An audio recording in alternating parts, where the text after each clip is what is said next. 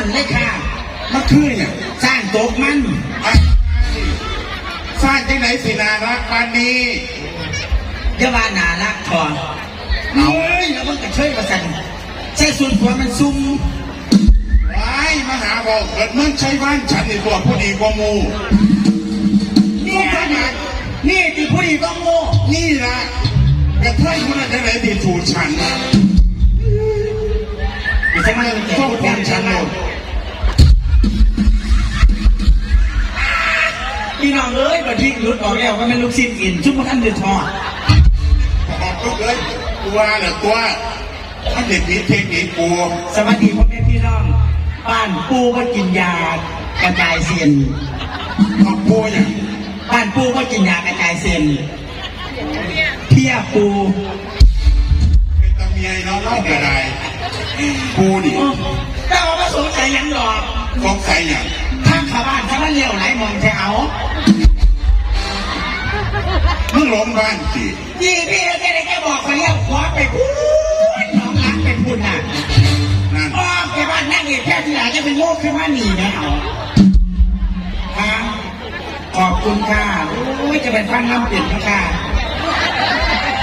ขอบคุณค่ะว้ายไม่ใช่เมียจะประดับเสียงจะเมียไปนอนฉันลืมค่ะ20 บาทในการขึ้นไป20 ล้านได้ค่ะเด้อพอได้จะได้100 ล้านกันดีกว่ามาเด้อมากระดาษพูดสิได้100 ล้านไม่ให้ฉันบ้างหนากันนะจะไม่ไม่อย่างเลยคนรถแอมโบเลนไม่ให้มึงเปลี่ยนจะไม่ยาออกกระดอกกระเดียให้แกออกเครื่องซอยหายใจให้คุณยาบาลนะใส่พยาบาลมาใส่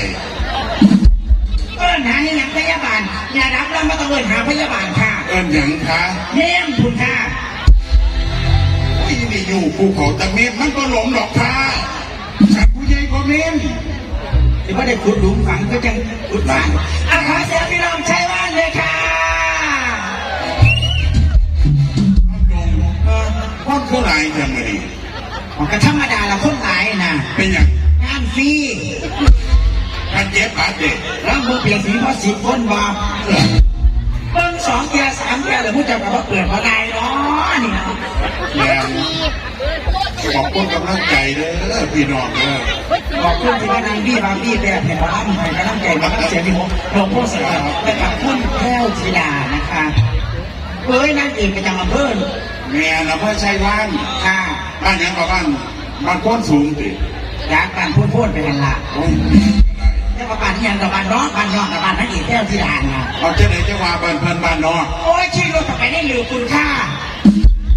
เมื่อเห็นสิ่งนั้นถึงบ้านไม่ยุ่งเยี่ยงนะกูเลี้ยงเห็นแต่ภูเขาแต่ที่บ้านนอกเติบยุ่งเหลือขึ้นบ้านแก้วกระไดเอาพี่น้องหานมาบอกค่ะ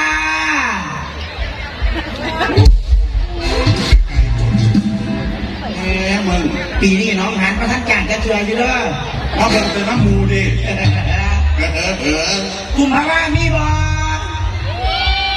ผมมีอยู่ชาวบ้านดินเลยค่ะสว่างกว่านะเอานั่นหน้าอีหลีแต่ว่าพระท่านเงินอย่างดอกเงินอย่างอันคุณแม่นี่นะคะคือนอนแต่หัวคำแถบค่ะว่านี่จะไปทวงเราเรื่องมาปูสาก้อนงูผุนเนี่ยน่ะไอ้เจ้าบ้านเนี่ยนะไปเนี่ยปูสายก็จะมาปูก้อนบ้านก้อนเมืองเขาแทนั่นแล้วคนทำเป็นปูใต้รถ10 ล้อคุณค่ะอันคุณแม่จะพาเขาไปปูค่ะรถเหยียบสาดเจ้าขนาดเคยบอกนะสร้างบ้านให้รถเหยียบรถมาตั้งเหยียบสาดเป็นชีวิตมงคลปักสีดาวอยู่อ่างซ้ำโอเคอยู่อ่างซ้ำโอ้โห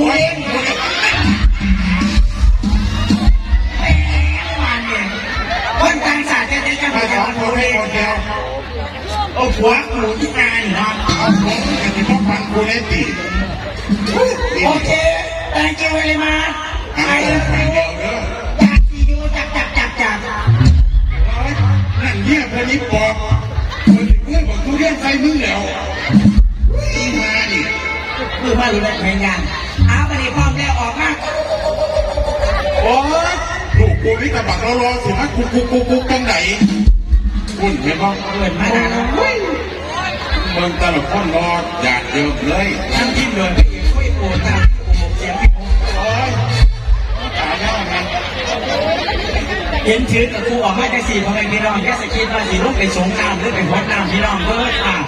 ที่ให้ทางวัดว่าอารามของเฮานะคะรวมกับว่าน้ำเสียงที่หัวนะคะให้พ่อแม่พี่น้องได้ทำบุญกับวัดว่าอารามของเฮาอุลา5 บาท10 บาทนะคะมีใจใส่สักข้าวลอยเงินไปยี่ โอ้ผู้ชายเป็นอย่างเงาแท้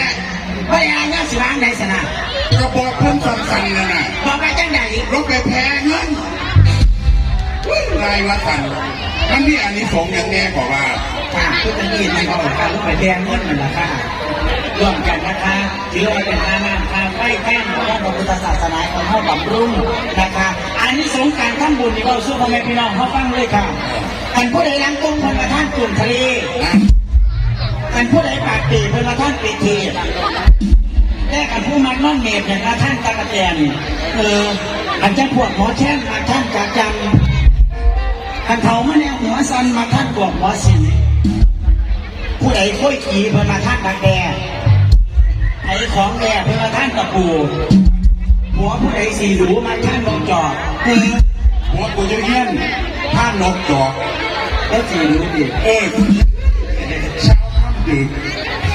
อันผู้ใดหัวหงอกเพิ่นมาท่านข่าวสารไอ้นุ่มย่านมาท่านหมอโจรนั่นที่อันนี้สีพลมาท่านหมอลาย